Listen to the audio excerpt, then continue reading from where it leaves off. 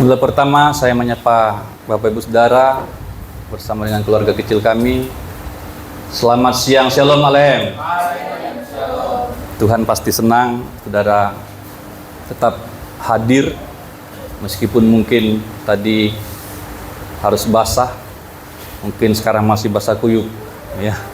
Tetapi justru di situ nilai ibadah kita lebih, ketika ada tantangan dan kita tetap berjalan. Ketika ada masalah, kita tetap mau datang kepada Tuhan untuk beribadah. Pada saat ini kita kembali akan berbicara tentang pernikahan, the law of marriage, hukum pernikahan. Bapak Ibu, setiap hari kita berjalan atau berkendara, dan di setiap jalan ada rambu-rambu lalu lintas. Kita harus mampu membaca rambu-rambu itu dan mengikuti rambu-rambu yang ada, terutama lampu merah.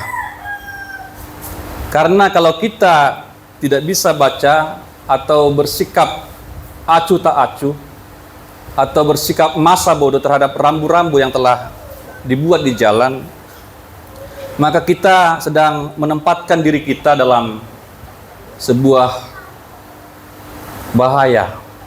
Kita bisa celaka. Kita bisa celaka kalau kita tidak peduli dengan rambu-rambu, atau kita tidak mau tahu dengan rambu-rambu jalan, tidak mau tahu dengan lampu merah. Kita pasti suatu saat akan celaka. Demikian di setiap pertandingan, Bapak Ibu. Kalau kita suka olahraga, di sana ada aturan main. Aturan main untuk sepak bola, aturan main untuk badminton, aturan main untuk berbagai atlet, ya, berbagai cabang olahraga, mengatur setiap pemain. Dan kalau pemain atau atlet itu melanggar, maka akan ada sanksi dari wasit. Pelanggaran yang fatal bisa mengakibatkan kekalahan bagi timnya, kalau itu tim, atau kekalahan bagi dirinya kalau itu single atau perseorangan. Bahkan mungkin bisa dikeluarkan dari arena. Ya. Obat juga ada aturan pakai, ada aturan makan. Ada obat yang harus makan 3 kali sehari. Ada obat yang dimakan sebelum makan nasi. Ada setelah makan baru boleh dikonsumsi. Ada yang 2 kali sehari, dan seterusnya. Saya teringat Bapak Ibu Saudara, opung kami dulu, ya, ini saking sembarangnya, ya. Dia katakan, gak usah lah 3 kali sehari, 2 kali sehari, capek. Yang penting kan masuk ke tubuh saya. Jadi diambilnya semua obat, 1 genggam begini langsung ditelannya semua sekali makan, gitu ya. Itu hal-hal yang sembrono. Ya, karena aturan itu dibuat oleh orang yang tahu, ya, supaya obat itu menyembuhkan atau menolong. Pelanggaran-pelanggaran demikian bisa sangat berbahaya, bisa orang overdosis, ya, bahkan sampai paling fatal bisa meninggal. Demikian Bapak Ibu, pernikahan ada hukumnya. Mari kita langsung baca satu bagian firman Tuhan, ya, untuk melandasi pembicaraan ini atau khotbah ini. Bisa dibantu? Ada masalah? Ya, Efesus pasal yang kelima.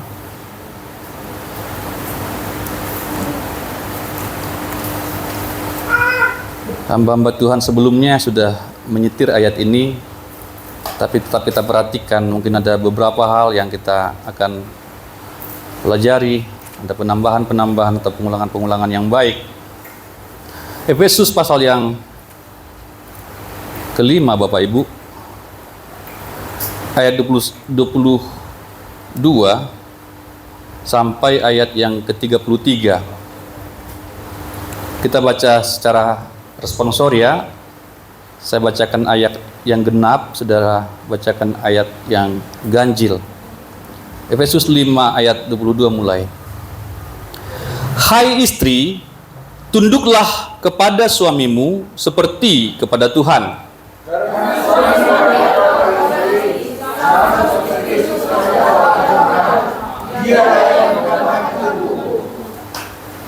Karena itu, sebagaimana jemaat tunduk kepada Kristus, demikian jugalah istri kepada suami dalam segala sesuatu.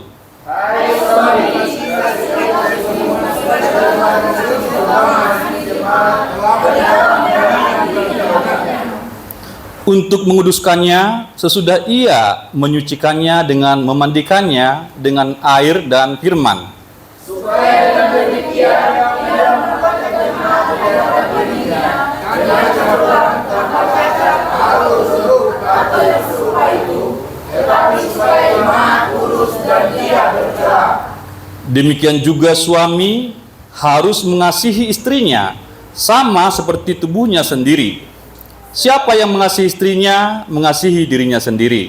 Sebab tidak pernah orang membenci dirinya sendiri, tetapi mengasihinya dan merawatnya, sama seperti Kristus terhadap jemaat.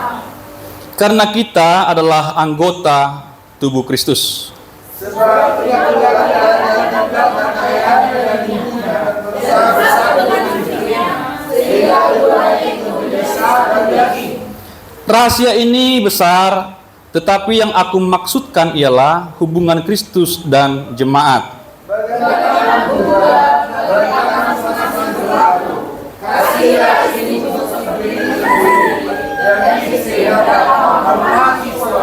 Ya, terima kasih Bapak Ibu Saudara buat kerjasamanya. Istri tunduk kepada suami seperti kepada Tuhan. Suami adalah penyelamat istri. Istri tunduk kepada suami sebagaimana jemaat tunduk kepada Kristus. Kasih suami istri adalah kasih yang menyelamatkan. Kasih seorang suami kepada istri adalah kasih yang menyelamatkan. Suami yang mengasihi istrinya berarti sedang mengasihi dirinya, karena istrinya adalah tubuhnya sendiri. Suami adalah pengasuh dan perawat bagi istrinya. Saya dulu saya kepikiran dulu, saya pikir saya menikah itu saya akan dirawat oleh istri saya. Ternyata firman ini beda. Ternyata suami yang harus merawat istri. Sehingga ketika saya sakit, saya tunggu-tunggu dia rawat saya, ternyata tidak terjadi. Ternyata saya lihat firman ini, saya kaget. Bahkan saya pilih dia sebagai seorang wanita yang masih muda, karena pikiran saya, nanti kalau saya tua, dia yang rawat saya. Ternyata yang terjadi sebaliknya. Dan ternyata ketika saya baca firman ini, saya kaget. Rupanya suami yang harus merawat dan memelihara istri, ya. Mengasuh dikatakan, ya. Mengasuh. Waduh, ini luar biasa ya. Suami-suami ya. Jadi suami yang mengasuh istri. Suami yang merawat istri. Ya. Suami yang merawat istri. Ini buat saya kaget Bapak Ibu. Hubungan Kristus dan jemaat adalah misteri besar, ya, ada rahasia besar di sana. Suami mengasihi istri seperti diri sendiri dan istri menghormati suami. Itu summary dari ayat tadi. Coba kita lihat beberapa poin yang saya akan langsung masuk, ya. Hukum pernikahan, ya, atau pengajaran mempelai. Bapak Ibu, pengajaran mempelai ini merupakan salah satu pokok bahasan kita dalam gereja kita. Kita sangat dikenal orang dengan pengajaran mempelai dalam Terang Tabernakel, ya. Gereja kita, Gereja Pentekost Tabernakel, dikenal orang dengan pengajaran mempelai dalam Terang Tabernakel. Ini pengajaran mempelai, hukum pernikahan. Bapak Ibu, saya berikan beberapa klaim. Coba nanti cek. Kalau tidak percaya dengan apa yang saya sampaikan, tidak ada sistem di dunia ini yang mengagungkan nikah melebihi kekristenan. Ya. Tidak ada kitab suci yang mengajarkan keagungan sebuah pernikahan melebihi Alkitab. Kalau saudara tidak percaya kepada saya, coba nanti cek.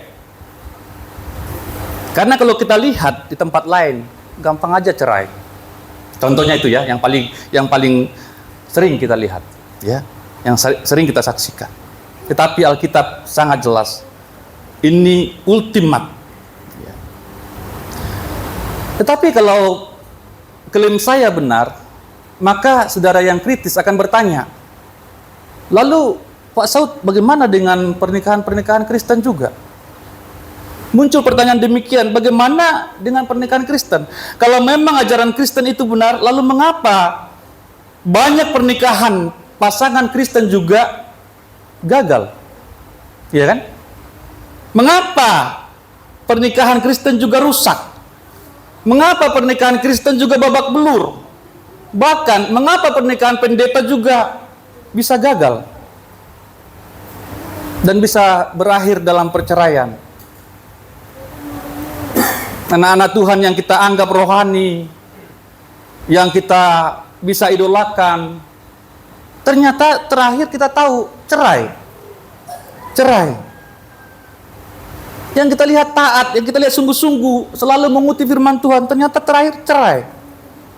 Mengapa itu? Bila ada pernikahan Kristen yang gagal, ini jawaban saya. Jadi saya tanya langsung jawab juga ya.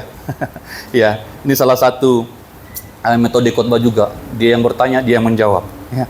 Bila ada pernikahan Kristen yang gagal, itu pasti bukan karena ajarannya. Kalau ada pernikahan Kristen yang gagal, itu bukan karena kitab sucinya. Karena Alkitab jelas dengan pernikahan.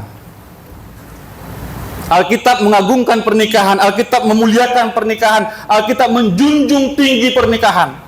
Bahkan saya berani katakan melebihi kitab suci yang lain. Lalu mengapa bisa terjadi perceraian? Mengapa pernikahan Kristen bisa gagal? Ada dua kemungkinan, Bapak Ibu. Kemungkinan pertama adalah karena umat Tuhan tidak mau belajar firman Tuhan dengan baik. Mengapa pernikahan gagal? Karena dia tidak mau belajar firman Tuhan dengan baik. Dia masuk pernikahan tapi tidak punya konsep apa-apa tentang pernikahan. Banyak orang seperti itu. Ya sudah cukup umur, hanya masalah umur saja, sudah tua nikah, tetapi tidak tahu apa-apa tentang pernikahan.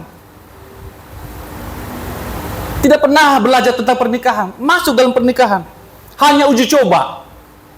Waduh, pernikahan kalau dibuat uji coba, waduh, repot Bapak Ibu, repot, ya. Harusnya belajar dulu. Maka anak-anak muda ya, jangan pikir, oh ini untuk orang-orang menikah. Tidak ya teman-teman ya, ini untuk anak muda juga. Anak muda juga harus tahu bagaimana itu pernikahan. Justru sebaiknya tahu dulu baru masuk. Amin ya kaum muda ya. Jangan masuk tapi tidak tahu apa-apa. Ya, itu bahaya. Itu yang pertama. Jadi gagal karena tidak tahu firman Tuhan, tidak belajar firman Tuhan dengan baik, tidak mau cari tahu dari firman Tuhan. Jelas tadi firman Tuhan kita baca. Apa kata firman Tuhan tentang pernikahan?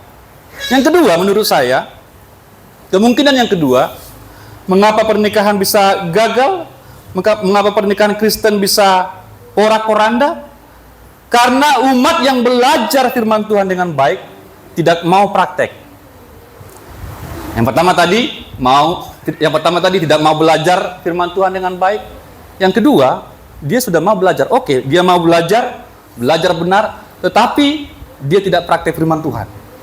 Itu juga akan berakhir demikian. Jadi Bapak Ibu yang sudah menikah pun masih ada waktu untuk memperbaiki pernikahan kita atau untuk dipulihkan oleh Tuhan. Amin Bapak Ibu. Masih ada waktu untuk belajar. Kalaupun tadinya kita masuk pernikahan tanpa sebuah konsep, tanpa sebuah pemahaman, atau tanpa sebuah gambaran. Ya. Karena jujur seringkali hal-hal seperti ini tidak terlalu banyak dibicarakan. Tidak terlalu banyak dibicarakan. Orang masuk saja di sana. Saya sampaikan beberapa waktu yang lampau, Pernikahan ini adalah sesuatu yang sangat penting, sangat krusial.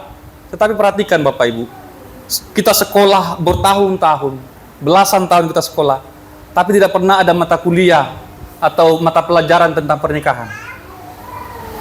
Iya. Padahal ini penting sekali. Tidak ada mata kuliah atau mata pelajaran tentang pernikahan. Ini ironis sekali. Maka gereja mengambil tugas itu.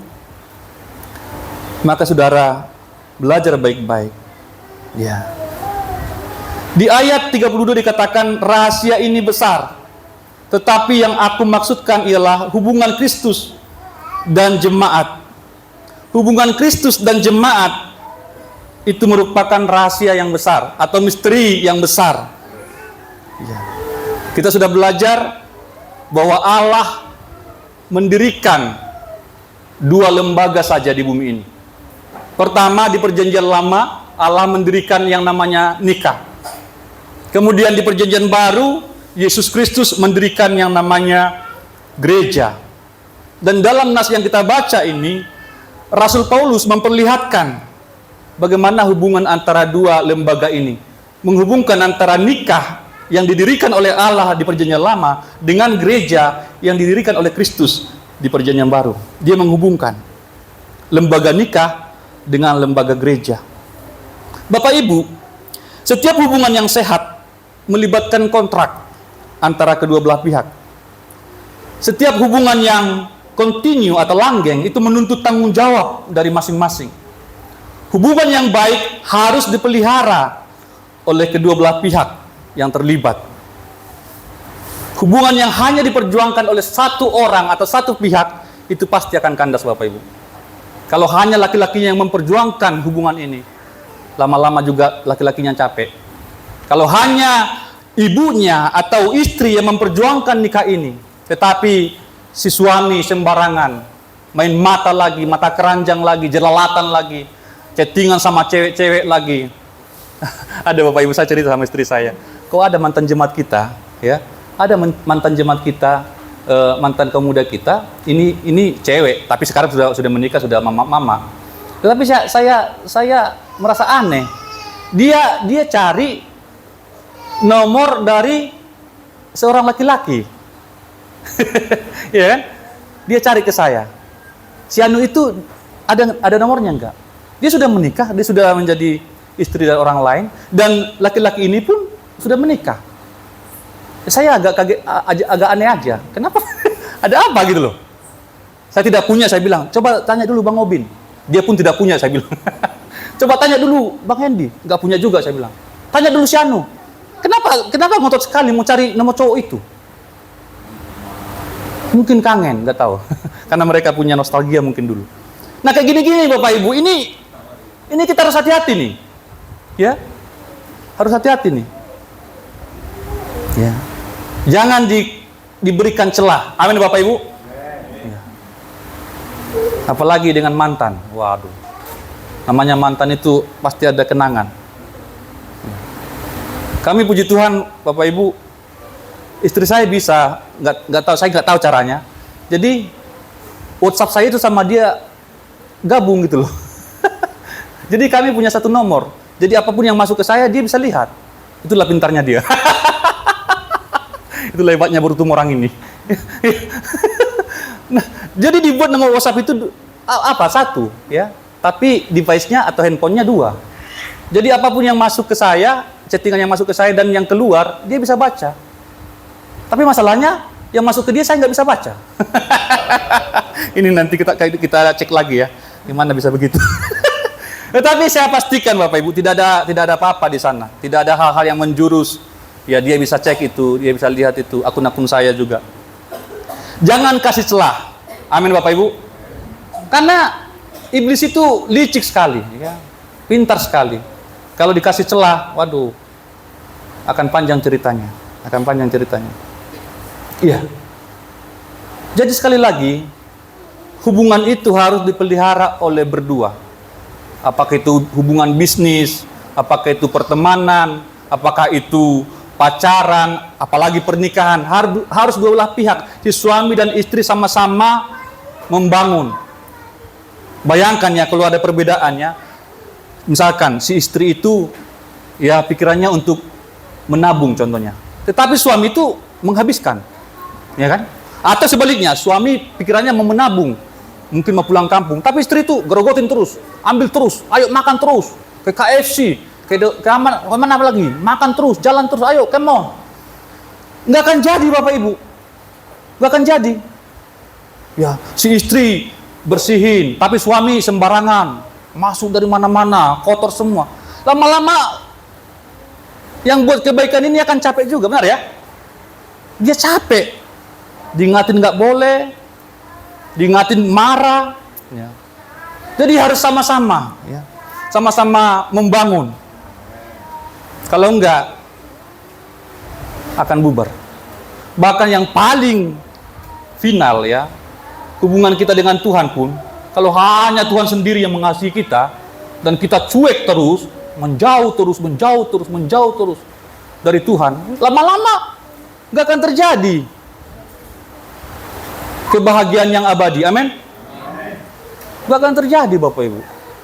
Iya, Tuhan itu kasih, Allah itu kasih, iya pasti, tidak diragukan lagi. Tetapi kalau hanya dari pihak Tuhan terus yang mengasihi kita, tapi kita masa bodoh terus sama Tuhan, lama-lama akan putus. Ya, jadi kita harus melihat nanti bagaimana tanggung jawab kita masing-masing dalam nikah itu. Saya masuk pada poin, cepat sekali waktu ini ya. Yang pertama, dari nas tadi,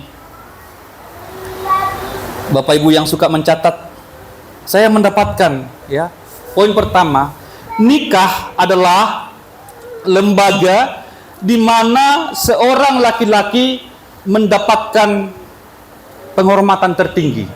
Amin.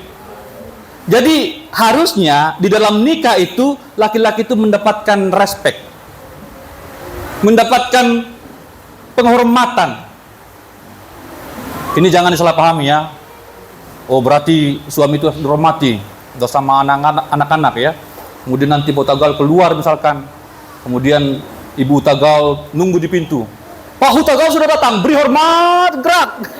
bukan begitu ya, bukan begitu. Ini bukan penghormatan bendera ini ya. Pak Panggabean sudah datang, hormat, gerak. Bukan itu maksudnya ya. Bukan itu maksudnya. Tetapi jangan sampai Bapak Ibu, suami kita lebih dihormati di kantor daripada di rumah. Ayo ibu-ibu. Yang paling saya senang kalau saya pulang dari kantor atau dari kampus, yang paling saya senang itu ketika saya nyampe bawa motor ya, kemudian Queen datang, papi datang. Saya disambut, itu paling senang itu. Hilang semua capek-capek. Ya. Cobalah ibu-ibu ya. Ibu-ibu mulai hari ini ya. Kalau bapak pulang, suamiku datang. Waduh. Coba aja Bapak Ibu. Dan nanti kesaksian apa yang terjadi. Coba aja seminggu ini dulu. Pak Hutagal datang. Waduh. Wah, bukan cuma panjang umur, Pak. Ini nikah ini ya, nggak kelihatan di sini ya, cuma kelihatan di sana. Ada kerusakan di sini ya. Jadi nikah ini adalah lembaga di mana seorang laki-laki mendapatkan penghormatan yang tertinggi. Beberapa pembicara sebelumnya sudah menyampaikan, ya, ini bukan mau-maunya kami, tapi ini adalah tuntutan dari firman Tuhan atau perintah dari firman Tuhan. Jangan juga Bapak Ibu, ya, ini yang sering terjadi saya lihat dan tidak akan pernah berhasil. Penundukan istri itu dipaksakan. Ya. Jadi suami itu menuntut penundukan itu dari istri. Ayo, firman Tuhan katakan, ayo lihat ini. No. Kau tunduk kau. Tunduklah. Ayo taat kau, tunduk kau. Ini. Nggak akan berhasil Bapak Ibu. Nggak akan berhasil. Tetapi seorang istri itu harus tahu bahwa itu adalah apa yang diminta oleh Tuhan. Amin. Bukan tuntutan suami kepada istri. Makanya baik sekali kalau suami istri itu datang beribadah. supaya porsinya itu dapat. Coba bayangkan ya, misalkan Ibu Huta Gaul tidak datang, kemudian Pak Huta Gaul datang ke rumah nanti menyampaikan firman ini. Gimana rasanya? Tadi firman Tuhan loh, luar biasa. Gimana luar biasanya? Iya, kamu nggak ada. Luar biasanya itu firmannya untuk kamu semua, katanya. Jadi bukan untuk dia. Waduh. Banyak kejadian seperti itu, Bapak Ibu. Jadi bukan suami yang menuntut penundukan itu, Bapak Ibu. Mengerti ya, Bapak Ibu ya? Tapi biarlah firman ini yang menuntut kita. Karena ada juga nanti untuk suami. Ada juga untuk suami. Tenang aja. Jangan pikir lepas suami ya. Ada tuh suami, tenang. Penundukan istri kepada suami bukan tuntutan suami. Penundukan istri kepada suami adalah hukum Allah atau perintah Allah kepada istri. Maka seharusnya istri itu sendiri yang mengambil firman itu bagi dia supaya dia lakukan. Dan di sini saya catat, respek atau hormat itu adalah milik suami. Kalau coba kita pikirkan Bapak Ibu ya, terutama yang sudah menikah, sebenarnya ini kebutuhan utama kita. Ya. Laki-laki itu butuh dihargai dan dihormati. Coba Bapak Ibu ya, terutama ibu-ibu, coba lakukan ini kepada suami yang nampaknya jarang sekali terjadi. Bagaimana seorang istri itu menghormati suaminya. Oh, suamiku luar biasa ya. Oh, suamiku hebat ya. Pernah nggak suami-suami mendapatkan pernyataan-pernyataan seperti itu? Sering ya? Dari istri ya? Istri memuja suaminya. Oh, suamiku paling luar biasa, hebat, mantap, superhero, Superman. Waduh, kalau istri mengatakan sedemikian, waduh. Yang ada kan istrinya itu mengutuki suaminya. Dasar kau, laki-laki apa kau? Wah, langsung begini suaminya. Kayak siput. Ya. Siput melempem. Lihat suami orang itu.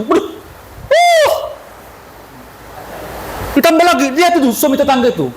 Kemarin baru beli TV 34 inch. Tuh. Aduh. Coba hormati suami. Angkat suami. Ini yang Tuhan minta dari istri, bukan tuntutan suami. Bukan tuntutan suami. Ingat, ibu-ibu, ini bukan tuntutan suami. Dan sekali lagi, kalau suami yang menuntut ini tidak akan berhasil. Tunduk kau ya. Kalau enggak, kunjang-injak kau ya. Boh. Makin apa dia, makin garang dia. Apa kau? Jadi istri itu tunduk bukan karena takut, amin. Iya. Bukan karena takut, tetapi karena kesadaran dia akan firman Tuhan. Karena firman Tuhan yang meminta dia seperti itu. Iya. Iya. Udah dulu ya untuk suami ya. Untuk istri ya. Sekarang tugas suami. Yang kedua, ya.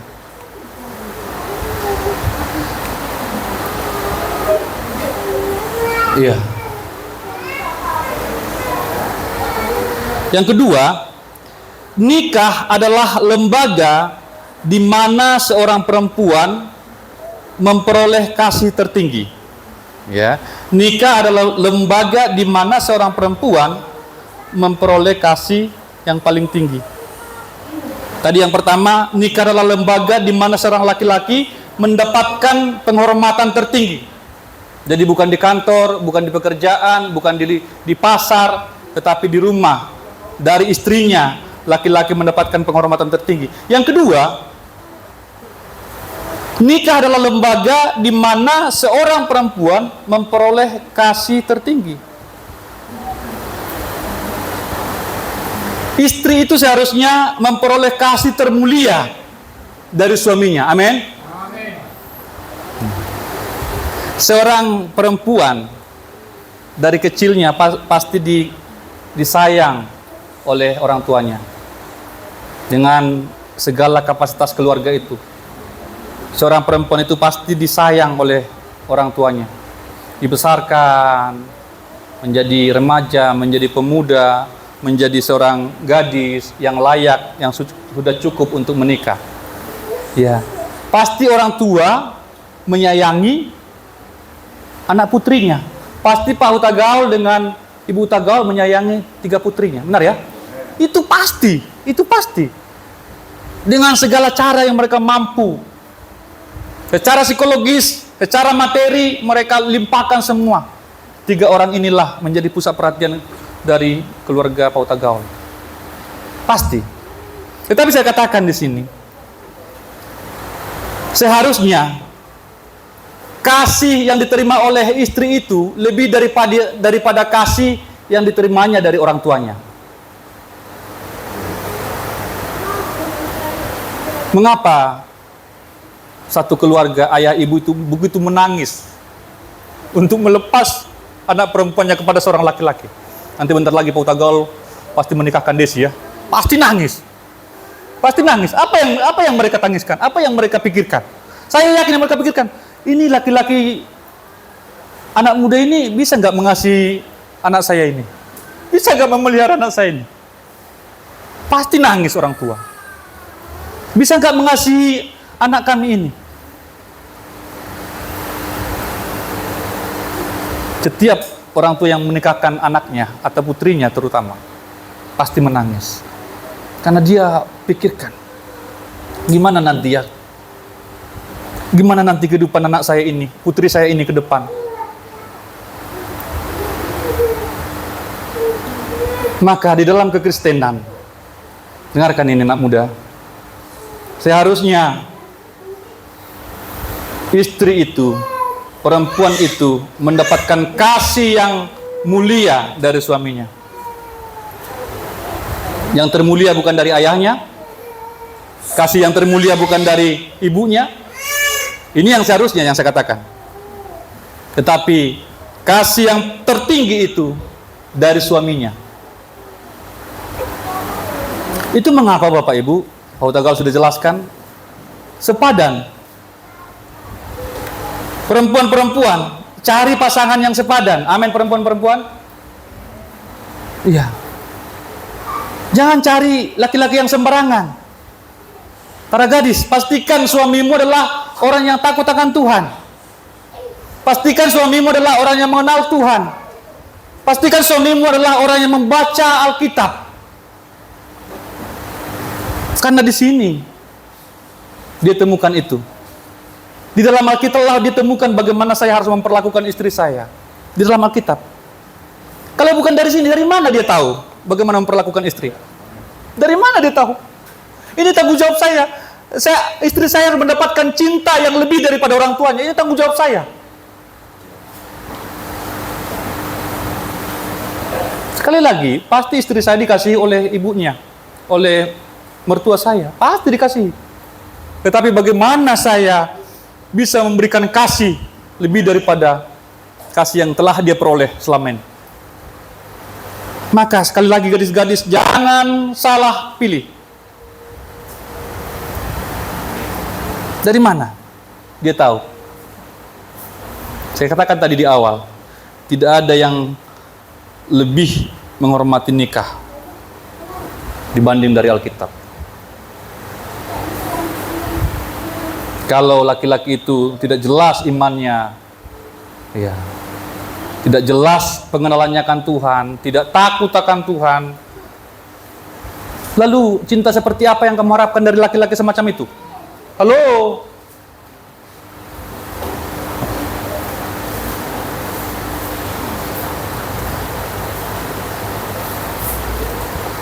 Ya.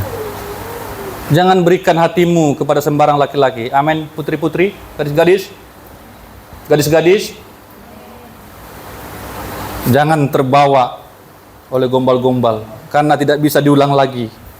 Ya, pastikan suamimu adalah orang yang mengenal Tuhan, orang yang beriman, orang yang membaca firman Tuhan, yang menghormati firman Tuhan.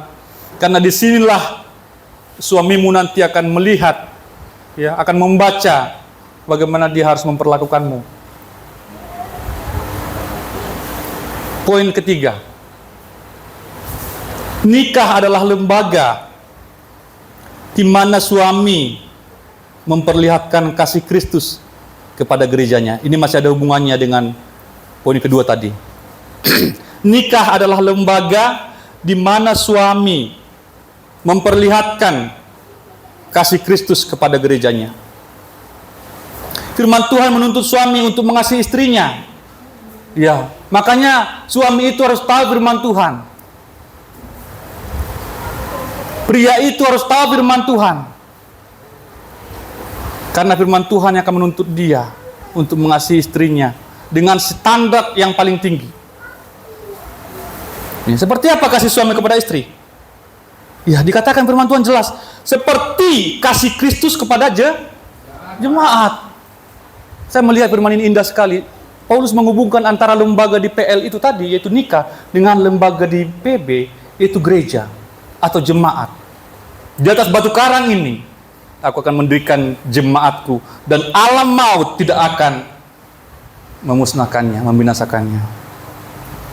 Nikah adalah lembaga di mana suami mendemonstrasikan, memperlihatkan kasih Kristus kepada jemaat.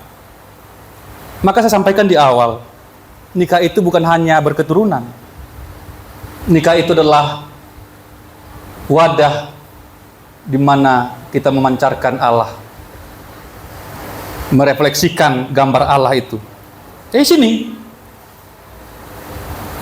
seperti apa seorang suami. Makanya tadi saya janjikan kepada ibu-ibu, sebenarnya tugas kami pun berat, ibu-ibu ya, istri-istri ya. Karena harus mengasihi istri saya seperti Kristus mengasihi jemaat. Waduh. Tadi kan istri suruh tunduk kan? Tetapi kami disuruh untuk mengasihi istri seperti Kristus mengasihi kita. Berat enggak ini?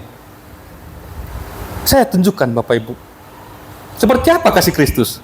Ya. Coba Desi, saya merinding ini, saya nggak tahan nih. Karena ini tugas kami, ini bagian kami, ini kontrak kami sebagai suami. Harus mengasihi istri kami seperti Kristus mengasihi jemaatnya. Ya, seperti apa kasih Kristus kepada jemaat? Coba Desi, ya, ayat 25 Desi, silakan.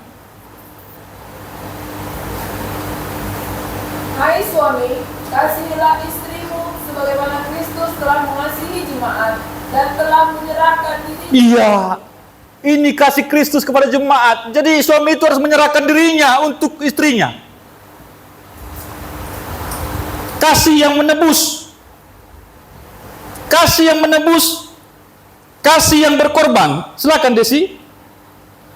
Untuk menguduskannya sesudah ia menyucikannya dengan memandikannya dengan air dan firman. Terus? Supaya dengan demikian ia menempatkan jemaat di hadapan dirinya dengan cemerlang tanpa cacat atau kerut atau yang serupa itu, tetapi supaya jemaat kudus dan tidak bercela. Iya. Ini kasih yang diminta oleh Tuhan kepada suami. Ya. Kasih yang menebus, kasih yang menyerahkan diri, kasih yang berkorban, kasih yang menyempurnakan. Jadi kalau ada kesalahan istri, tugas kita menyempurnakan. Tugas kita memperbaiki Bapak Ibu. Bukan mengolok-olok dia. Kalau ada kesalahan istri saya menangis. Yang terjadi apa? Kalau ada kesalahan istri langsung nuding, top. Tapi kalau saya lihat ada kesalahan istri saya menangis. Karena kasih kita, kasih yang menebus, amin. Kasih yang berkorban, kasih yang menyelamatkan. Karena itu kasih Kristus kepada gereja, kasih yang menyelamatkan. Jadi kita adalah suami-suami yang menyelamatkan istri itu. Dikatakan tadi ayat sebelumnya, dialah yang menyelamatkan tubuh. Dan dikatakan bahwa istri itu adalah tubuh kita, karena kita adalah kepala. Jadi kita diminta ini tinggi sekali.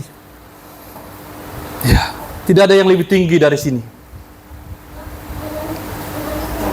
Kalau di luar sana Bapak Ibu, tadinya cocok, makanya nikah kan? cocok nikah, cekcok bubar, kan gitu-gitu aja. Ketika ditanya, diwawancara oleh wartawan, mengapa sekarang sudah cerai, nggak cocok lagi, bukan jodoh. Hello, kemarin bukan karena jodoh makanya menikah, bukannya karena udah cocok makanya menikah. Tapi kenapa tiba-tiba ada masalah sedikit, udah nggak cocok lagi, nggak satu visi lagi, cepat sekali. Makanya saya katakan, saya tidak tahu hal lain. Alkitab ini memberikan kita standar yang sangat tinggi. Amin. Coba tunjukkan kepada saya, ada yang lebih tinggi dari sini?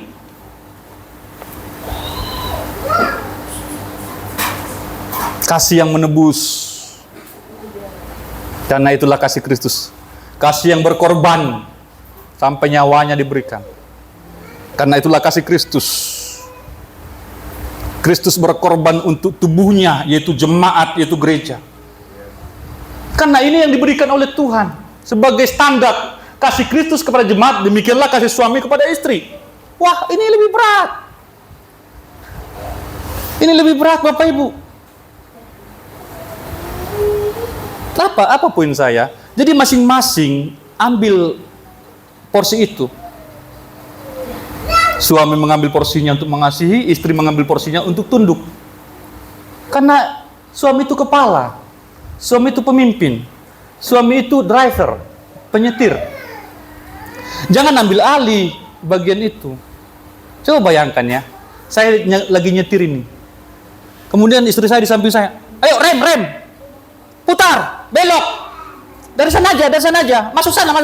Waduh, bisa aku turunkan dia. Orang saya nyetir kok. Iya enggak? Apalagi boncengan di motor ya. Ayo, cepat. Kecepatan, rem. Panik juga suami. Turunin saya ke sini ya. Ya gitu Pak Panggawian ya. Kalau ada begitu, diperintah suaminya. Stop. Belok. Itu bukan bagian kita, suami itu yang nyetir. Makanya saya lihat beberapa kasus ketika istri itu lebih dominan, ya bahkan di Jolmatoro pun diperintah suaminya. Wah, itu kacau itu pernikahan.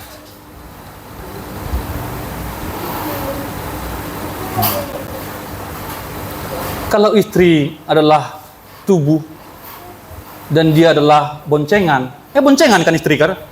Dia kan dibonceng itu. Dia manja, duduk manis saja istri itu ya, amin ya. Iya. Puji Tuhan istri saya nggak pernah seperti itu.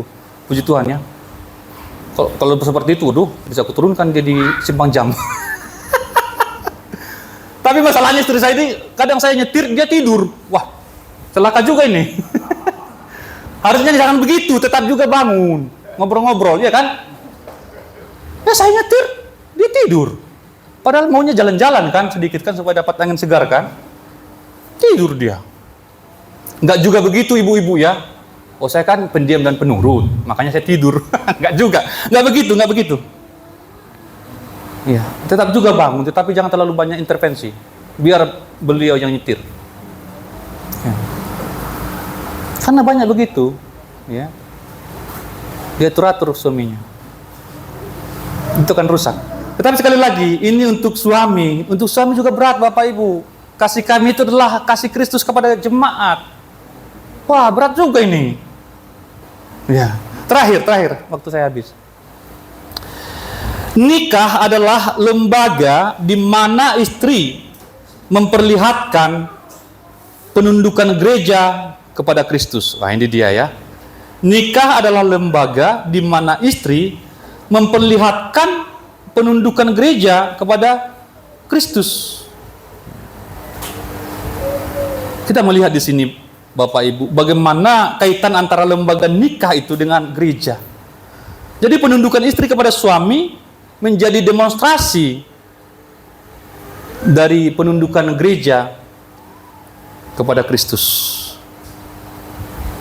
Karena dikatakan tadi, ayat berapa itu, Des? Istri tunduk kepada suami seperti kepada Tuhan. Ayat keberapa? Coba Desi, 22 ya? Hah? Coba Desi bacakan. Hai istri, tunduklah kepada suamimu seperti kepada Tuhan. Iya, seperti kepada Tuhan. Seperti kepada Tuhan. Istri tunduk kepada suami seperti kepada Tuhan. Ya. Suami adalah kepala istri, sama seperti Kristus adalah kepala jemaat. Ayat 23, Desi. Karena suami adalah kepala istri, sama seperti Kristus adalah kepala jemaat. Amin. Dialah yang menyelamatkan dunia. Iya, amin. Ya.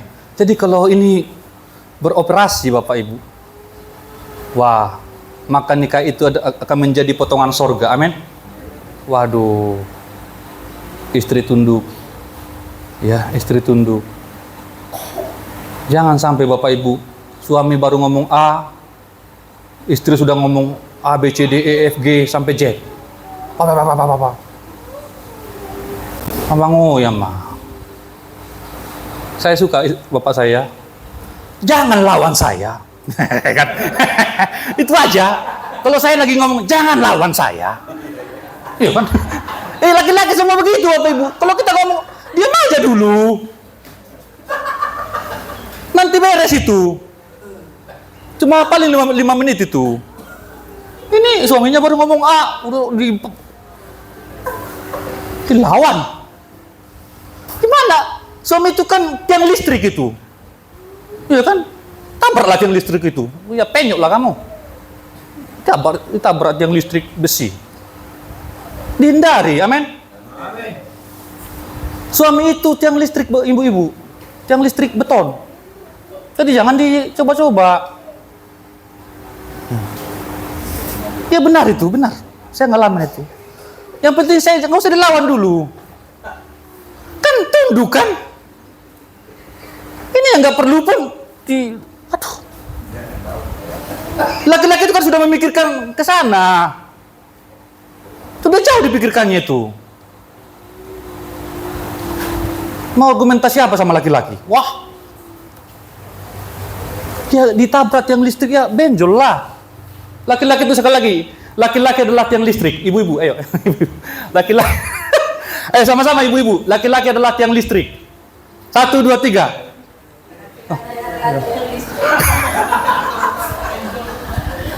Iya makanya jangan tabrak. Ya, saya suka ayah saya itu. Jangan lawan saya. Iya sebenarnya cukup nggak usah dijawab aja cukup. 1, 2, 3 selesai kok 5 menit. Tapi kalau dijawab bisa sampai sore kan? Tuh, nggak selesai. Muter sana muter sini. Apalagi perempuan, kesalahan kita yang satu, iya kan? Diungkit lagi yang 2 tahun yang lalu, iya kan? Ini dulu yang selesaikan kan? 1 titik ini. Yang lalu kan sudah berlalu, ini diungkit lagi. Nah, kemarin juga begitu, minggu lalu juga begitu, bulan lalu apa lagi? Waduh, ini yang diselesaikan yang di momen ini. Amin ya bapak-bapak, benar ya? Diungkit semua dari masa lalu, waduh. Makanya rame. Coba menyelesaikan masalah itu, selesaikan yang itu saja. Jangan lagi campur adukan yang lalu-lalu. Karena udah selesai lembaran itu kan, amin ya? Lembaran lalu sudah berlalu. Kenapa lagi diungkit? Kenapa lagi diungkit-ungkit yang seperti itu? Ya. Jadi kalau masing-masing pihak ya melakukan kontraknya, mengikuti kontrak tadi, gampang saja sebenarnya firman ini. Perempuan tunduk, laki-laki mengasihi, iya kan?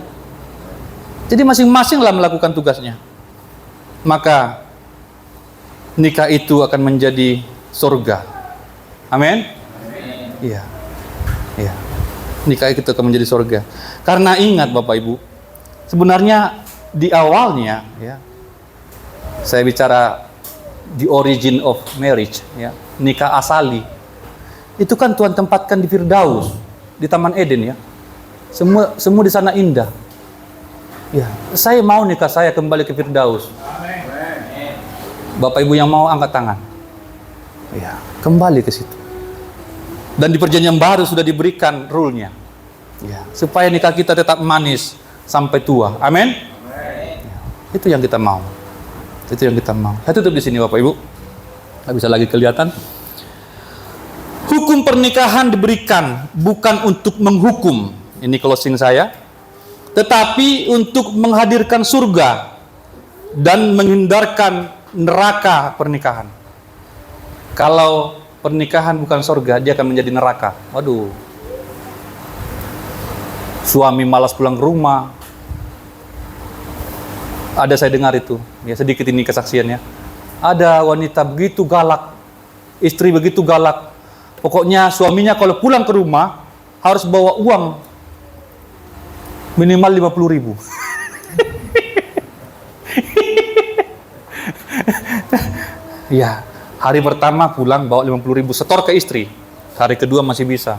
Hari ketiga sudah mulai nggak bisa bapak ini, suami ini. Hanya nggak pulang dia. Nggak pulang dia. Hari kedua, ketiga, dan seterusnya nggak pulang dia. Akhirnya suami ini ketemu dengan wanita. Wah, terjadilah singkat cerita. Wanita yang lembut, yang penurut, yang tidak banyak tuntutan. Waduh, terjadilah. Karena istri sendiri yang bawa aturan. Kalau kamu tidak bawa uang 50.000 minimal, jangan pulang ke rumah. Nggak pulang dia. Nggak pulang suami itu. Jadi ibu-ibu hati-hati ya. Hati-hati, jangan merendahkan suami. Ya, jangan merendahkan suami. Kita harus menghormati. Ya. Ini firman Tuhan bagi kita pada siang hari ini.